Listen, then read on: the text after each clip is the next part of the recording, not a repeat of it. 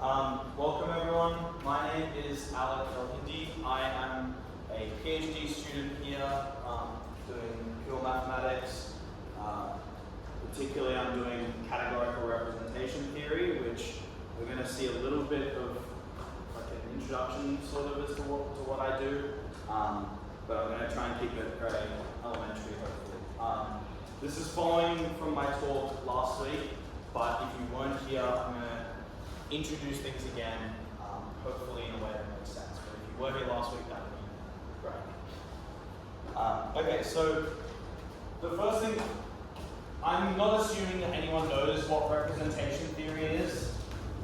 So I'm going to start by talking about what rep theory is. So the idea of representation theory is that we want to understand groups better. And last week I talked about how we can look at a certain class of groups through geometry as reflection groups, but we want to somehow do this for more abstract objects. So that was for specifically groups generated by reflections. If we have some arbitrary group generated by some arbitrary thing, so like integers, permutations, reflections, homotopy classes of curves, these are all completely different things that you have no idea what your group contains. So we want some way to unify all of these. And the idea of representation theory is we want to turn all these random group elements into matrices. That way we can apply linear algebra that we learned in the first year, and it's a very useful tool with viewing. So and when I say we want to turn these into matrices, the power of this really comes from understanding how those matrices act on some vector space. So we're going to firstly take some mapping from our group into a vector space, into matrices on a vector space, and then understand how those matrices act. So I'm going to start off with a definition, which is a representation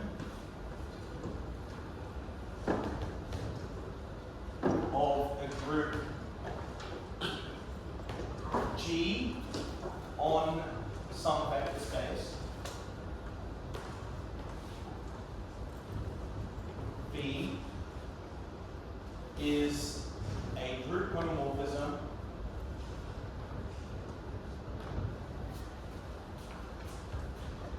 from your group into the general linear group on your vector space. So this is pretty much what I was saying. This is just to each of your group elements, you're assigning, so these are invertible matrices over your vector space. So you're assigning some invertible matrix to each of your group elements. Because group elements are invertible, you want to make sure the matrix is also invertible.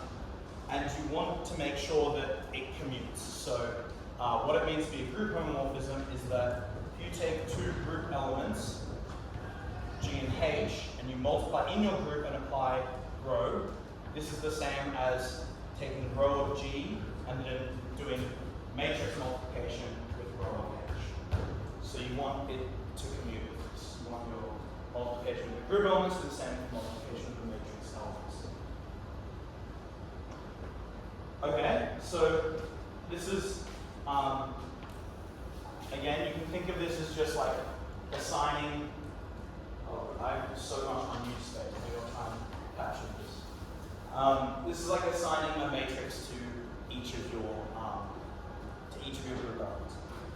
Another way, which is how I learned representation theory, is through modules. So if we instead again, let G be a group, then we can say a module, and specifically this will be an FG module, which isn't too important, but this is a F vector space with a unitary linear G action, which I'll say what all those words mean.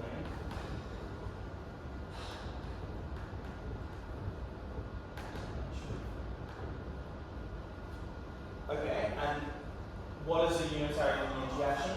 This is some map G cross your vector space into the vector space, where you're taking this pair and sending it to G. So what does this mean?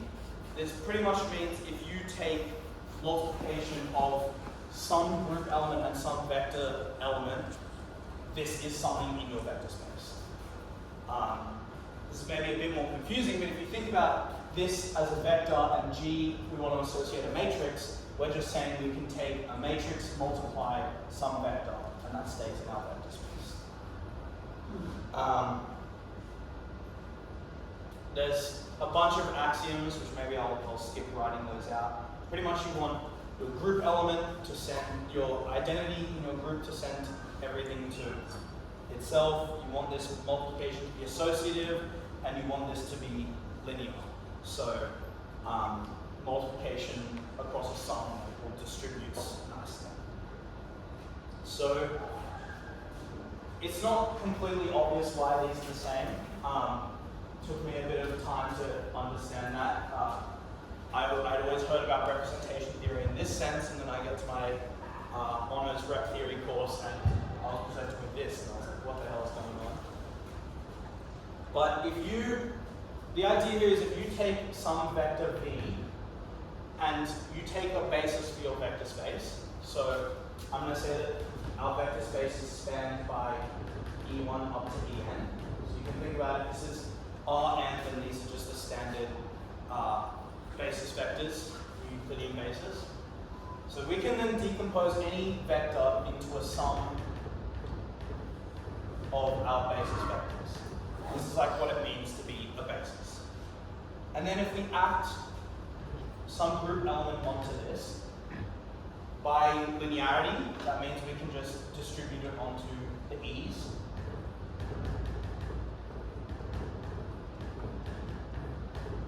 And so our action doesn't really depend on V at all. It only depends on where it sends EI, which this is pretty much a matrix. Like if we take GV, this is the same as G acting on the column vector A1, B2 up to AN. I've just like written this as a sum of column vectors. And then this is sort of like AGI, the matrix where it's commuting things. And one way to think about it is this is going to be the pre-image of 1, this will be the pre-image of 2, and so on. So everything that gets mapped to 1. Yeah, so this is sort of a lie. Some of these could be 0. Like if you think about this as the inverse, because this is a mapping, the inverse might not necessarily be a unique element. It might be a collection. So for example, if we take the representation which sends everything to, so let's say that G acts on EI by sending them all to E1, then this will actually be everything concentrated up here. For example, A1, A2 up to AN will be mapped to A1 plus A2 plus AN. Is that clear to everyone? Why? Yeah. So this really means pre-image, not inverse. It's a little bit of a lie, but the important point is that this thing is just a matrix. Like it's the notion of this. Given that these are invertible matrices, like, do we have to worry about that caveat too much, or? Kind of, yeah. Because you could have, yeah, you could still have. You could still have multiple things mapping to the same basis.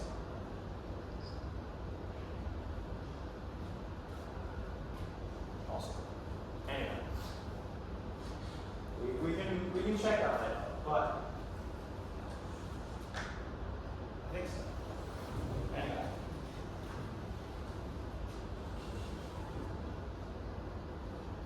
Okay, so I don't know, maybe you agree with me in that this notion kind of seems a bit more complicated.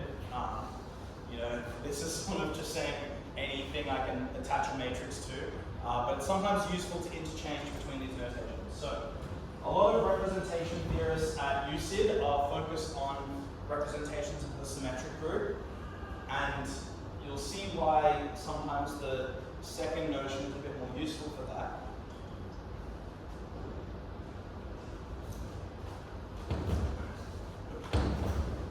Okay, so I now want to talk through, so I've given you some abstract definition, I want to talk through some examples, and I am going to talk about the representations of the symmetric group, because just like everyone else at UCID, I work heavily with the symmetric group and its representations.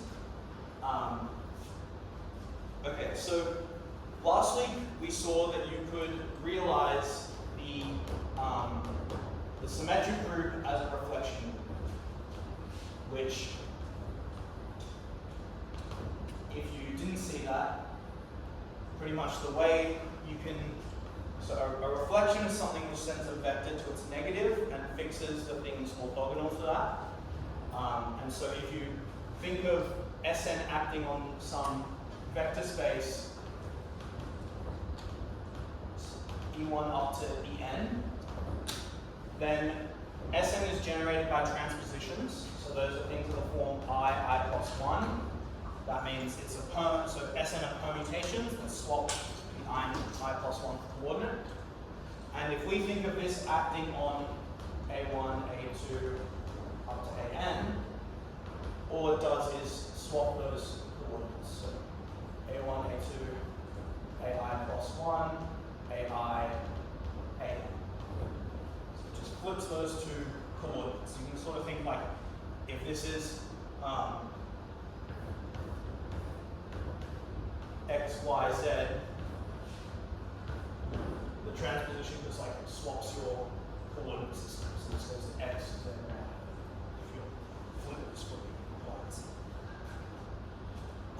And I told you that I mentioned this thing because I wanted to talk about how we can realize this is a reflection group. But in fact, if you look at this, this is really a group element. This is something in our group G, which is Sn. And this is a vector element. And it's sending, like this, what I've defined here is a map G cross B into B. Takes the group element, multiplies it onto some vector, and gives us back. So this is in fact a representation. I'm going to call it the permutation representation. And yeah, so taking all of these defines some representation. We can in fact check if we take like a simple example, so this is one notion where talking about group, like a module makes a bit more convenience, because I don't want to talk about a matrix every time when I'm just meaning a transposition or some permutation. It's a lot more simpler to write this instead. But we can define the representation specifically if we want. It's going to take a permutation and associate what's called the permutation matrix to that. So if you haven't seen that before, it sends I plus 1 to the identity matrix, except in the I plus 1 coordinate, you do like that. And that'll make sure that whatever you multiply onto, it'll flip the two coordinates. So, you know, if you think about it, we're working over some massive vector space, writing out this matrix every time it's size. You know, sometimes it's helpful to know what your matrix specifically is. Sometimes you can just think of it as like a certain type of action like this. So that's why these notions are very interchangeable, and it depends what you're working with.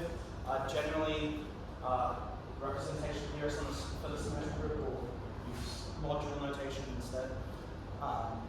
But at every point you can just think of these are matrices. Even though here we really have no matrices, they are. And this is indeed a representation, so maybe it would be helpful to check that we want to check maybe that row of these really is row of whatever that composition is. So I don't know if you've seen permutation composition before, but this one is taking 1 and 2 and flipping them. And then we're applying this, which is taking 2 and 3 and flipping, like that.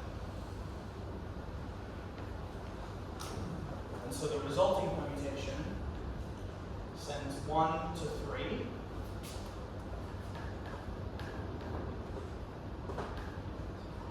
It sends 3 to 2. It sends 2 back to 1. So our resulting permutation is 1 and 3.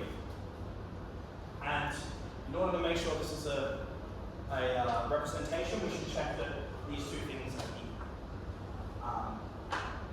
And this is equal to row of 1, 2, row of 2. This matrix multiplication. Okay, so let's first find row of 1, 2. I'm going to take just a small vector space, like a 3 by 3 matrix, in order to make this easier to write out. So row 1, 2, that will fix the final coordinate, so that will stay the identity matrix.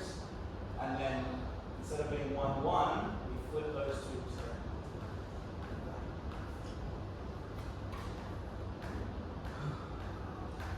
Same for 2, 3. This will be 0, 1, 1. Okay, now I claim that the permutation matrix associated to this will be the same as the multiplication of these two. So this, I should read my notes because I always forget. 0, 0, 1, 1, 0, 0, 0, 1, 0. Check if we. This will send V1 to V3. V1. Awesome. That's what we want. So this is our permutation matrix, and I don't want to do matrix multiplication. If you want, you can do this as an exercise, but if you check this multiplied by this will indeed be done. And you can prove it in general, but I don't really want to do it in general, but yeah. So yeah, it's a lot easier to write just the G's acting on your vector space rather than the matrices here. And this is one type of representation on SM. I'm going to talk through a few more. So this representation was completely determined by my vector space and how I choose to act on that vector space. What if instead I keep the vector space the same and I let G acting on V just be V? All my permutations do none. This is indeed a representation because all your matrices are this is going to be the assignment of your group element to the identity matrix, and so it's going to be a representation because like the identity commutes with everything and you don't need to worry about anything at all. So it is indeed a representation. This is called the trivial representation because it is trivial because you learn nothing by studying this. But it is indeed a representation. Note, this doesn't really depend on your vector space at all. You can take any vector space you want with this one and it's still going to be defined. The action is really well determined here. So this is probably a good example that like your vector space is not uniquely determined by your group action. You can change it, but we don't necessarily care about the vector space. So this is the trivial representation. This is defined for every single group, not just a symmetric group. And I want to talk about one more. So if you know about signs of permutations, the way a sign of a permutation works is you take -1 to the power of the amount of crossings. Another way is that transpositions always generate your group. And so here it's 2 transpositions that give me that permutation. So it's also negative 1 to the power of how many transpositions you have. And so if we take sigma, which this will be some permutation, and we act upon V by sending it to the sign of this permutation. So this is just going to be plus or minus the vector V. This is once again a representation. This is called the alternating, named after the alternating group. This is sort of what corresponds to the alternating subgroup, or the sign representation. And this doesn't exist in every group, it exists in permutation groups and subgroups of permutating groups. And maybe I'll stop there. So there's three you've seen: the reflection permutation representation, trivial representation, and the sign representation. But again, I want to talk about like my choice of vector space. So here, let's say I fix R, I chose n vectors. Last week we saw that you can restrict down to one smaller subspace. Like if I, each of these reflections fix a line. So if I think about transposition I plus 1, and I acted upon something where the I and I plus 1 coordinate are equal, then this is going to do nothing to them. And so it like fixes these are the, this is the line where xi equals xi plus 1, or sorry, not the line, the hyperplane. And so we can actually reduce down to a smaller vector space where it still will act in the same way. So we can think about Sn acting on Rn minus 1 by taking this to be the span of E1 minus E2, E2 minus E3, En minus 1 minus. Because this is what we defined last week as the reflection realization. So that actually these aren't reflections, but if you reduce down to this smaller vector space, these are strictly reflections.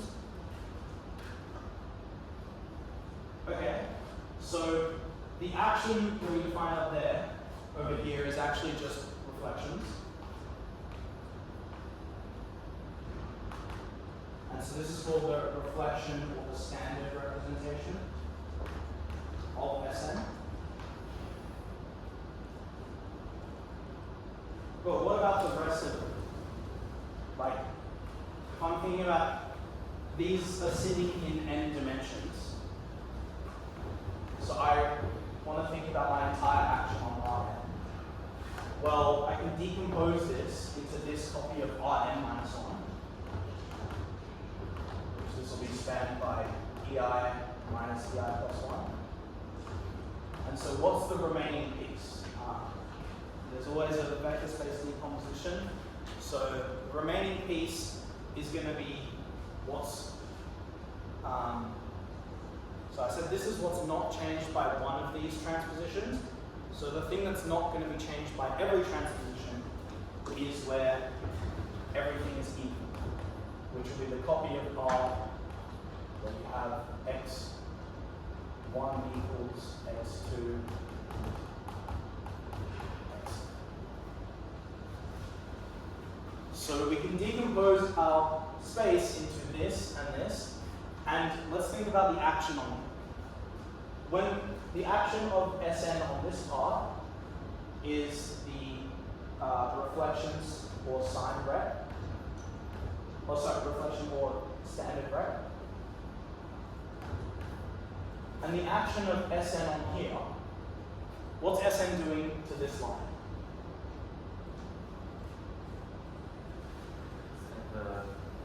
It's like an invariant subspace.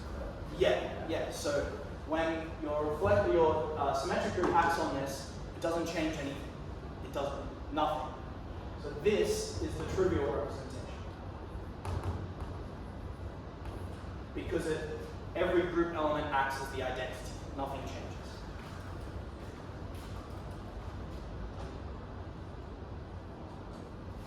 So we can sort of decompose this permutation representation that I defined up here into a copy of this reflection representation and the trivial representation. And so if we say, if we can't really decompose our representation at all, we say that it is irreducible. This is a slight lie, but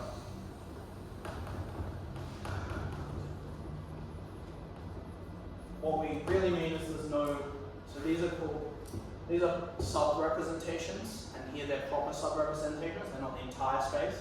If you have no proper sub-representations, then your space is irreducible. But you can just think about, like, you can't decompose it any further, it's called irreducible. And so irreducible representations are very important. As you can see here, it was pretty easy to classify some of them. This is sort of a lie. These are only the ones for S3. So these are all the irreducible representations for S3. But as you get into bigger symmetric groups, you get a lot more. There's a really cool theory of defining them all that boils down to combinatorics. So if you ever do representation theory, you'll probably see that. But yeah, the important ones are the standard representation, and I guess the sign representation, trivial representation, I don't care about. And pretty much any representation can be uniquely decomposed into its irreducible pieces. And so a big part of representation theory is studying what these irreducible pieces are. Because if you can learn about all the irreducible representations of some group, then you can figure out any representation of it. And they actually have a lot of structure. So I want to state a lemma and really explain what it means, and then we don't really need to think about it after that. This is called Schur's lemma. It's a very, very famous lemma in representation theory. And so if you assume your field is algebraically closed, which if you don't know what that means, it just means you can like solve any polynomial in your field, all your roots are in your field. And if V and W are irreducible representations, or modules, then the homomorphisms between these spaces is either F, if they are isomorphic, or 0.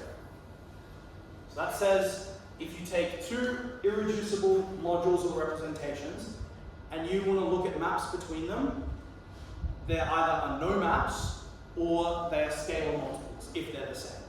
So if they're isomorphic irreducible modules, then all the maps between them are just rescaling things.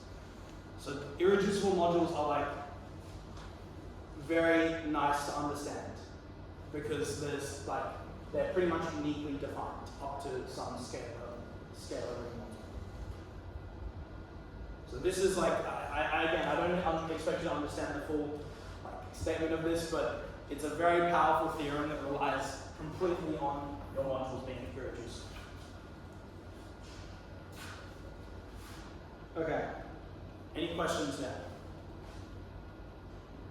No? Okay.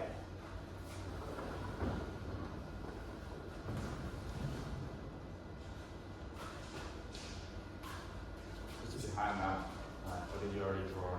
Oh! No, I thought they just like put one whiteboard in this one. Okay. So, one side of representation theory is understanding the irreducible representations. What I do in rep theory, or the thing I'm concerned about is, you really want to understand your group. The idea is you want to learn about your group. And if I take my matrices and look at stuff that happens in the vector space, I want some way to get back to my group. And if we think about the sign representation, if we look at 1, 2 acting on V, this is going to be the same as 1, 3 acting on V. It's going to be the same as anything acting on, any transposition acting on V. Like these are all going to map to negative V. And so if I want to try and understand the group using this representation, I really have no idea which of these group elements it came from. And so it's like, we don't learn much about it by looking at this thing. So we want a way to like uniquely assign some matrix to each group element, which is the same thing as saying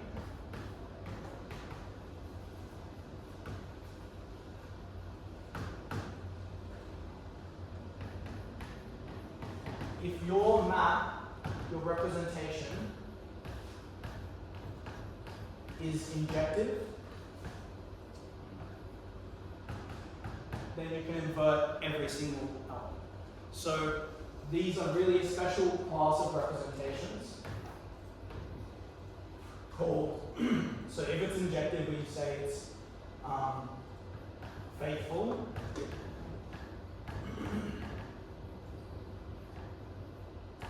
And these are really the representations we want to work with, because anything that happens in your vector space, you can uniquely assign stuff in them.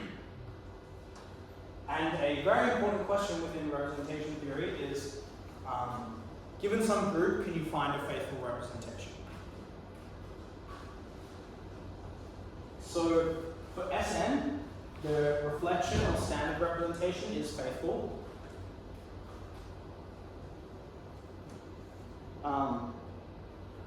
Yeah, because our assignment of permutation matrices to permutations is a bijection. So any matrix, you can figure out what your permutation is based on that matrix. But I guess the first question I want to ask today is, can we find a faithful representation for all reflection groups? So this was really sort of a property of the fact that we're working with a symmetric group, which is a permutation group. But can we do it for all reflection groups? So I last week mentioned what reflection groups were.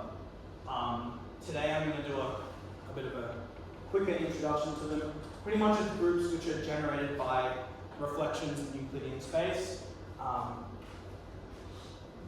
That representation up there, if you think about the line E1 minus E2, it gets sent by the transposition to its negative and fixes the hyperplane, so everything orthogonal to that. That's why it's called a reflection, and because we can realize it in that way, it's called a reflection group. Some other examples of the dihedral group, if you take the product of Sn with all its sign flips, that's another reflection group. And I went through the classification of them last week, of the finite ones. But there's another way to classify or to generate reflection groups, and that's called using Coxeter groups. So every reflection group is a Coxeter group. And I'm going to tell you how to create a Coxeter group now. So the first step is you're going to take some graph without loops, a finite graph preferably, and I'm going to start labeling the edges. So I'm going to choose labels which are 3 or bigger, and you're allowed to include infinity if you want.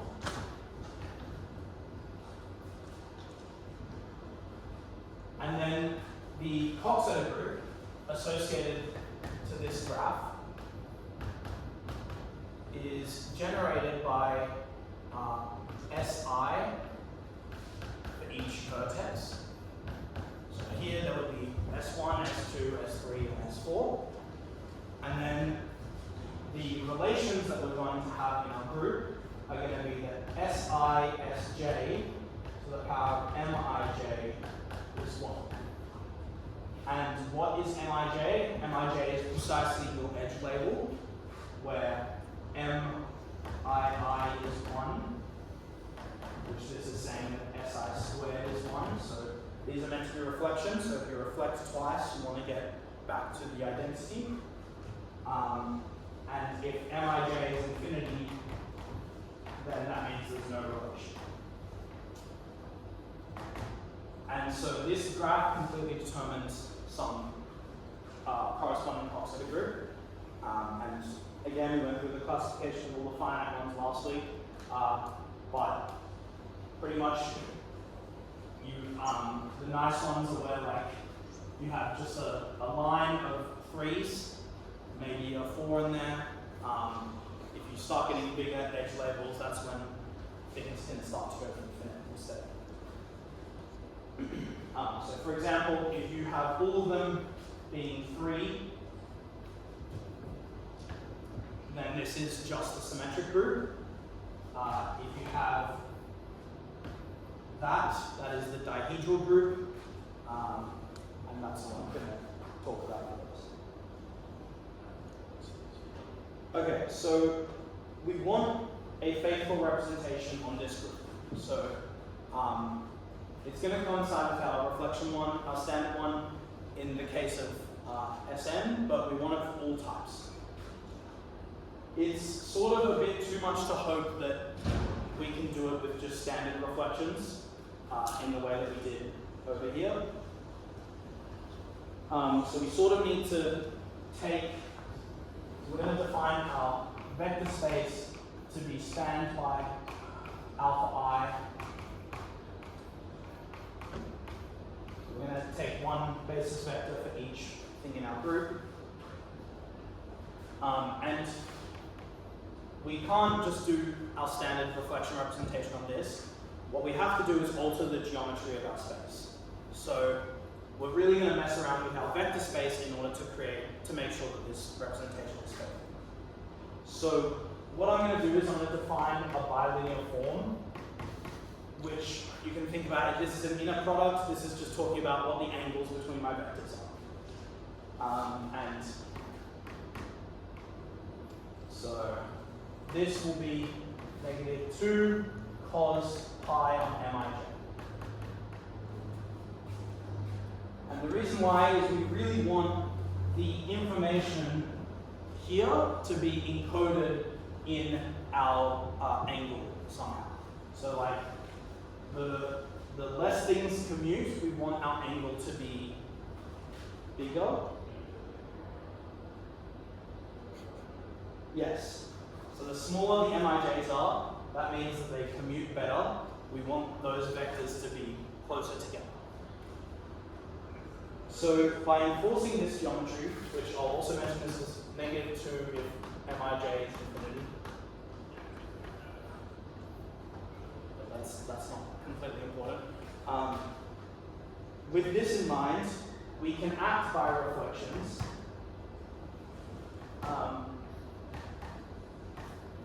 So I don't know, I don't really want to draw a picture for this, but maybe I should. It's just saying that this angle is -2 cos pi on Mij. So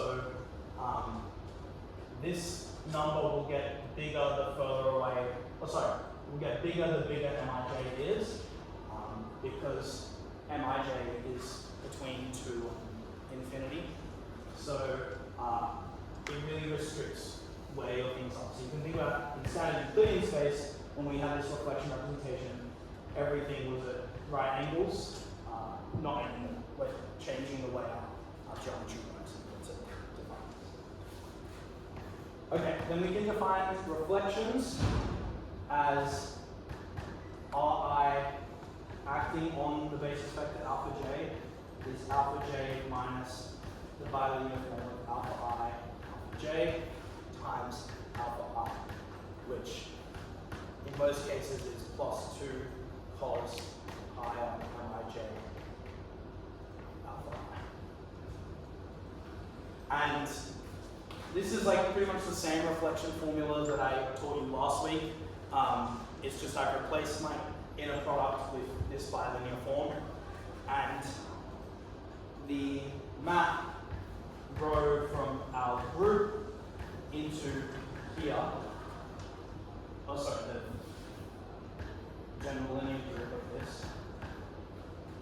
sends SI to this reflection,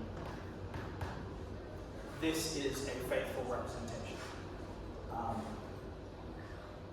One thing I've glossed over here is that Ri is a function, but it's also a matrix. You can think of this as a matrix because we've defined it on basis vectors. So the same way I said down here, that you can think of that as a matrix, you can do the same here. And yeah, this is indeed a faithful representation. And this is called the geometric representation.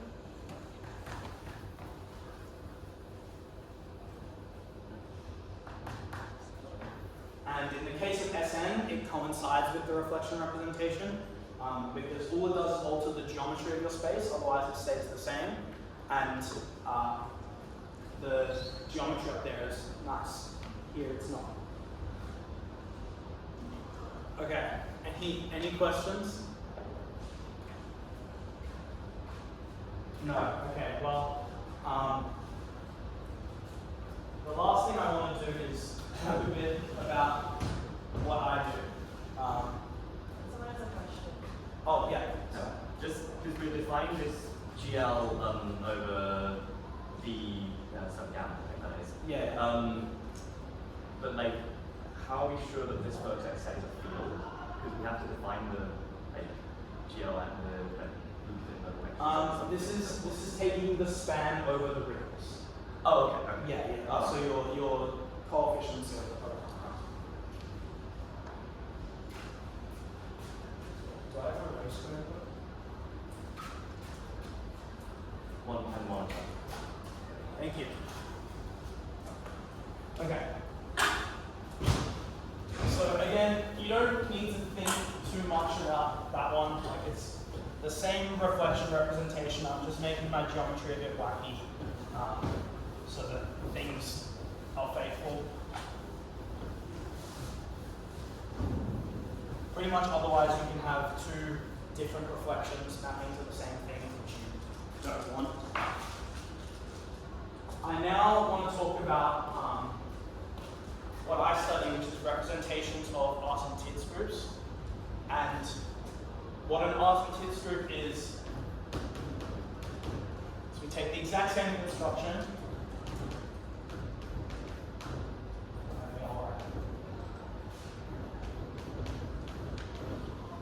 We once again enforce that Si, Sj, power Mij is 1, except we no longer have the relation that Mii is 1.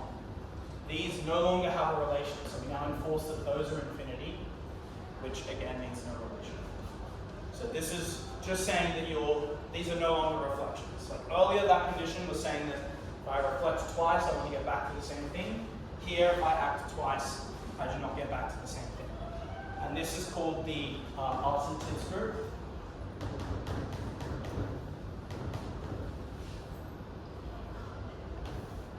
And we want to try and find a faithful representation of this thing. I'll maybe quickly say as an example, in type AN, which is where your graph looks like this, everything's 3. Oh, okay, sorry. I should have mentioned here as well, if your vertices aren't connected, then your edge label is 2. And that's the same argument. If your vertices aren't connected, then your edge label is 2. Which is why we don't allow the label to. Okay, so in this case, your Coxeter group, G gamma, is, let me say the type AN. Your Coxeter group is the symmetric group.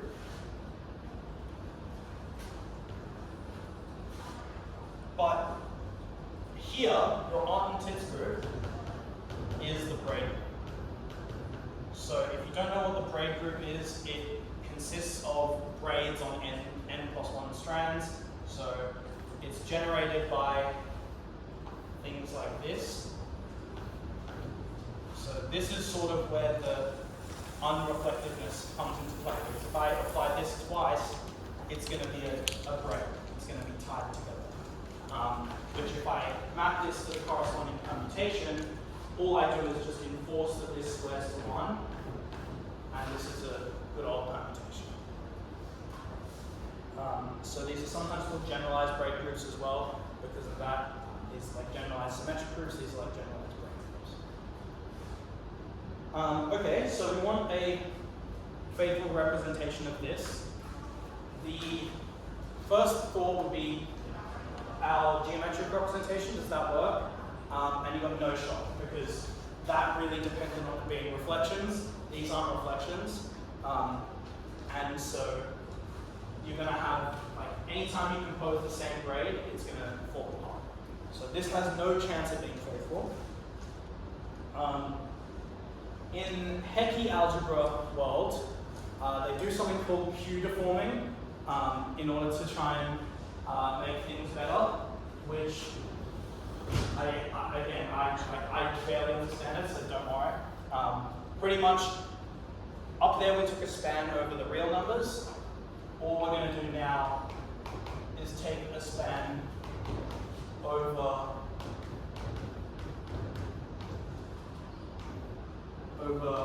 CQ, which this is the field of complex numbers adjoining an invertible variable. Just like your coefficients can now be polynomials in Q. That's what that means, where Q is invertible. Then this naturally deforms your bilinear form, which I'll state here and then not talk too much about. So this will be 1 plus Q squared if Mij is 1, so if they're the same vertex. It will be negative 2 if Mij is infinity, and it will be negative 2Q cos pi on Mij otherwise. Which, if you take the case where Q is 1, so that means you're not deforming your space at all, it's the exact same thing. So 1 plus Q squared, this will be 2, which you can check is the same thing as that up there. When Mij is infinity, we've said we want it to be negative 2, and same thing up, just get rid of that Q variable. So, and somehow this Q deformation improves our representation a bit.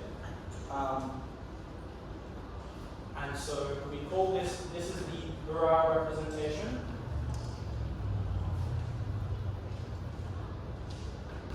Which is that same thing. So Ri acting on alpha j is alpha j minus this bilinear form of alpha I, alpha j, times alpha I. Maybe I'll write B prime because it's a different bilinear form. This is the Burrard representation of the Artin-Tits. So in the case that you're working over these, it's the same representation, but this is now a different one. Okay, just in time. So we Q deform to make it faithful, right? Wrong. It's not faithful. Sorry. It improves it, and this is what's taken as the standard Burrard representation. It's often not defined in the way I did, but this is a bit more approachable. But yeah, this is not faithful. So my research is in categorical representation theory, which if you lift the Burrard representation up to the level of categories, this is in fact faithful, which is why we like this. So you can act upon, here we're acting upon vector spaces, but if you know what a category is, you can act upon categories, and that representation is indeed faithful. And so that's what I studied, and yeah, it decategorifies to this, so it comes back to